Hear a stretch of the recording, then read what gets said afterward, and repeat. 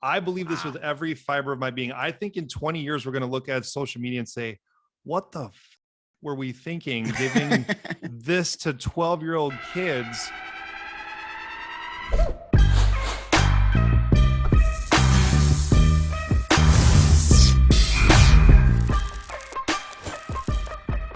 You have run all of these different businesses and you have your own website and things that you do. So our number here is 22, which we're going to save it for just a little bit later. But I want you to talk about your businesses. Like, how did you get into the phone business and going from finance to then opening up these different businesses and doing your own thing?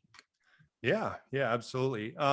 So I started my career as a sell side equity analyst at a Wall Street firm called Robert Baird, headquartered in Milwaukee. And I'm also a CFA charter holder. For those who understand finance, it's a very difficult certification to get, and it took me like 5 years of tests to be able to finally pass all of them. Yeah, it was actually pretty brutal. But I really have a ton of respect for the firm and what they do and the way, how much integrity they have. And I learned a lot at that job, but I researched medical device and pharmaceutical companies. So it kind of helped me understand how, Wall Street works, how to ask good questions, how to talk to CEOs and CFOs. But I just didn't feel like I was directly helping people enough in that role. And so while I was doing this 60-hour-a-week day job, I started my first business kind of quote on the side, which was, still a full-time job in and of itself. And so I opened my first Anytime Fitness Health Club. And that's one of the world's, it's the world's largest 24-hour co-ed fitness chain. And, once that health club was profitable and I was covering my living expenses, I quit my day job and then I traveled around the world. And I went to Europe, Central America, and South America with a backpack. And then I came back and, ended up buying 2 more health clubs. And, I really liked Anytime Fitness. I feel like it was a great brand, really run well.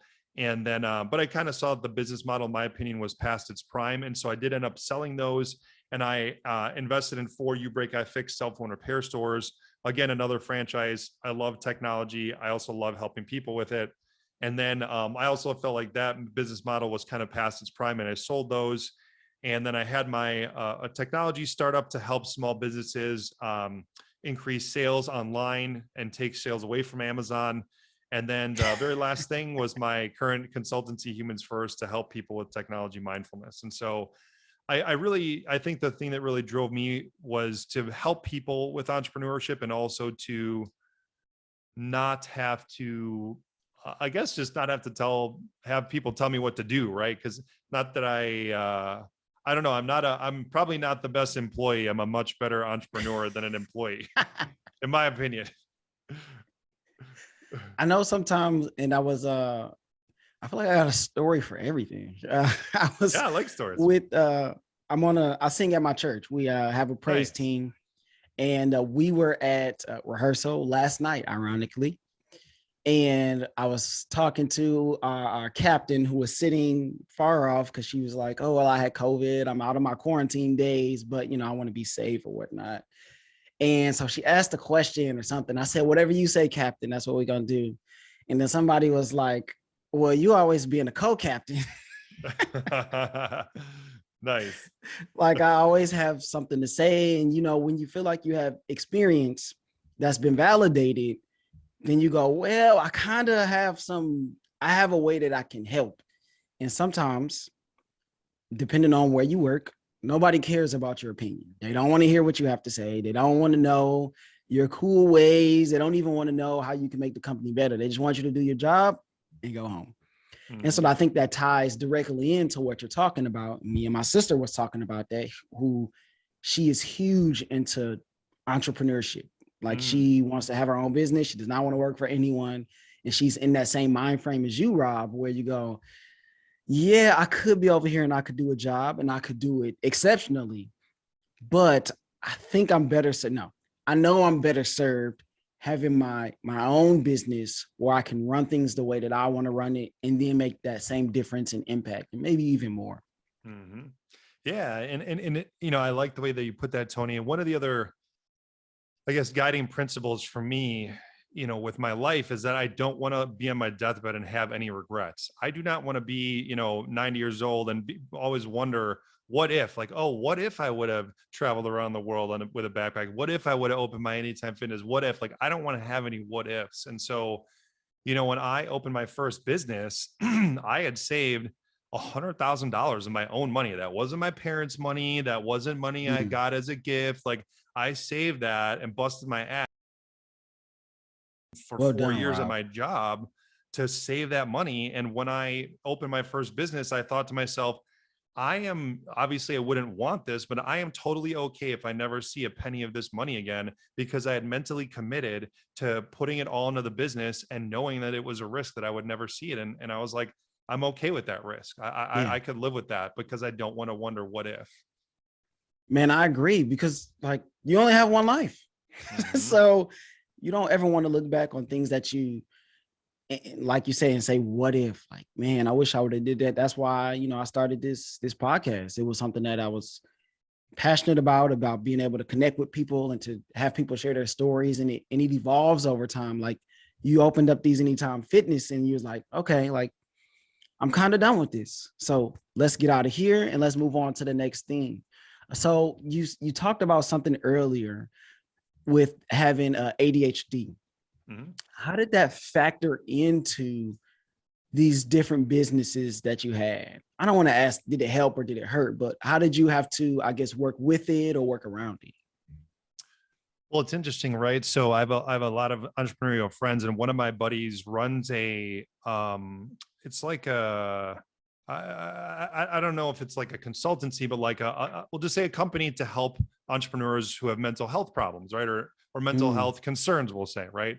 And one of the statistics he said is that the incidence of ADHD amongst entrepreneurs is, I can't remember exactly if it's like 5x or 10x the normal population, but it's like dramatically higher, right? And I don't think that's an accident, because if you look at what ADHD is, in my opinion, it's not just that you're distracted, but it's also that you really super hyper focus on the things that you really like. So it kind of causes you to move from shit you don't like, you just dismiss it right away, which is fine. But then the stuff that you really like, you're just like, oh, like you just put all, it's like you're just putting all your energy into that thing. And that, mm, I think, is a good thing for entrepreneurship. So like, when yes. I find something that I really like, I like just go crazy with it. Like I research it. I just like throw myself at it. And I think that's one of the reasons why my businesses have been successful, because like I'm all in on them. And, so I actually think from an entrepreneurial standpoint, ADHD can be beneficial. It totally can be beneficial, but you do also have to be aware of some of the drawbacks, which can be, getting distracted by other shiny objects from time to time and then thinking that it's a good idea to pursue them. It generally isn't a good idea. And I'm guilty of that myself. And my wife kind of helps rein me in a little bit when I get too excited about something else. Thank you, wife. I mean, what we need our helpmates, right? We talk about our wives, Yeah, man. They yeah, they help us in so many different ways that we can't even yeah, begin to quantify. Uh, totally. you talked you talked about like when you find something, you dive into it all the way. This wasn't something that I thought about discussing, but when you said that, I'm like that when I discover things that I like, not necessarily businesses, but specifically in music. Like when I find an artist and I'm like, oh, this person is kind of good. I'm Mhm. checking what you released 1, 2, 3, 10 years ago. Like I Nice. went back and I listened to every Earth, Wind, and Fire album that was made, studio albums, Nice. Yeah. because I'm such a big fan of them. And so when I got Spotify, I'm like, wait a second, I could go check back all of this stuff. And so I Mhm. did. But I've done that with numerous artists, gone back and listened to all their stuff. So what other areas do you see that happening for you, not just in business, but maybe just recreational things? Oh gosh. I mean, literally, like if you ask some of my good friends or my wife, like the things that I have researched ad nauseum, like almost anything in health and fitness, but specifically nutrition, CrossFit or Mm, functional training. Um, we'll just say different eating styles of eating, or different different eating regimens. I've also heavily researched psychedelics, because again, my background was as a stock analyst was researching pharmaceuticals and medical devices. So I've super heavily researched psychedelics, which I think are, the future of medicine, quite possibly, and the future of mental health. I've also really heavily researched, all this, I'll call it like time and productivity stuff. I've also heavily researched, and, I was in investing and finance stuff for a long time. I've also, really love researching technology, because I built my first Wow. computer in middle school, right? Because so like, I love technology. I think it's a great thing and does great things for humanity. And so, you look at all these different areas, right? Like they're pretty widely different, but I really like them all. And I Yeah. really, feel like I know quite a bit in all of them. And So I guess I'd also say, sorry, and related to humans first, psychology and sociology. Really, like, mhm. I'm super, I would say like most of my research for humans first has actually been into human psychology, which to me is actually, in my opinion, the most interesting thing to research, because humans are endlessly fascinating, and we're always changing too. Yes, and you can look at it generationally.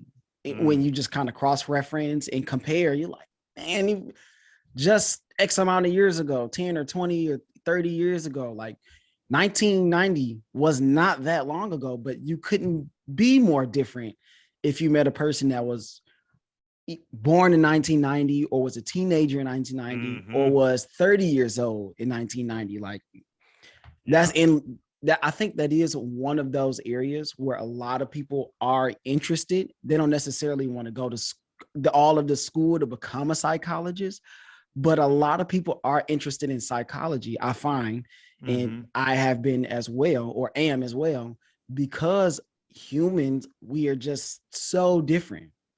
Well, it's one thing that I was recently researching is, what are the milestones for like big technological changes in our society? Ooh, And if you look okay. at this, so 1999 was the first year that the 50% of the US had an internet connection. Then 2006 was the next year when 50% of the US had a broadband connection. And then 2012 was the year where 50% of the United States had a smartphone. So think about that. We went from basically Wow. almost no internet, right? Or like very little internet in 1999, to everyone had the internet in their pocket in a series of 13 years. That's fast. That is super fast, right? In the grand scheme of humanity, right? 13 years is a rounding error, yet our entire world changed dramatically in less than 2 decades, dramatically. And there's good things about that, but there's also bad things. The bad things are that Right. humans our physiology and psychology have not caught up to that rapid change yet. And that's why I'm really excited to share this information with people, because once they know the ways and the things that they're doing to themselves that could possibly be negatively impacting their mental health, or their relationships, or their productivity, then they can make some changes that better serve